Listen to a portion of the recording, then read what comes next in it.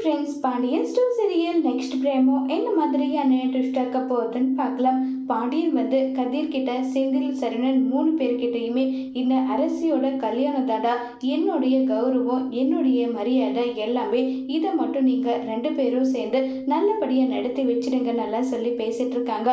அப்பா ஏன்பா இப்படியெல்லாம் பேசுறீங்க? கண்டிப்பா அரசிக்கு நம்ம நினைச்சபடி கல்யாணம் பண்ணி வைக்கலாம். ஏதோ புத்தி கெட்டு போய் தெரியாம ஒரு விஷயத்த நம்ம தங்கச்சி பண்ணிட்டா, அதுக்காக நீங்க ரொம்பலாம் ஃபீல் பண்ணாதீங்க. எல்லாத்துக்கும் ஒரு வழி இருக்கும். நம்ம அரசியோட கல்யாணத்தை நல்லபடியா நடத்தலாம் நல்லா சொல்லி பேசிக்கிட்டு இருக்காங்க.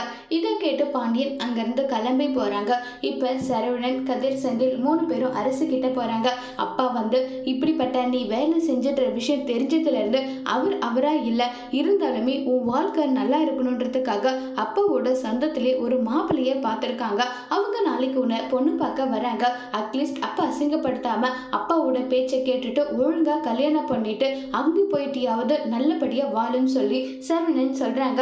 அண்ணன், நான் ஏதோ ஒரு தெரியாம தப்பு பண்ணிட்டேன். என் கெரியரை நோக்கி நான் போறேன்னா, நான் கலெக்டர் ஆகணுன்றது அப்பாவுடைய கனவு. அதை கண்டிப்பா நிறைவேற்றவன். நீ படிச்சு கிழிச்சதெல்லாம் போதும். இதுக்கு மேல வேற எதுவுமே நீ செய்ய வேண்டாம். நாங்க என்ன சொன்னமோ அதை செஞ்சா போதும்னு சொல்லிட்டு சரவணன், செந்தில், கதிர் 3 பேரும் கோவமா அங்கிருந்து கிளம்பி போறாங்க. இப்ப அரசு என்ன செய்ய போறாங்க?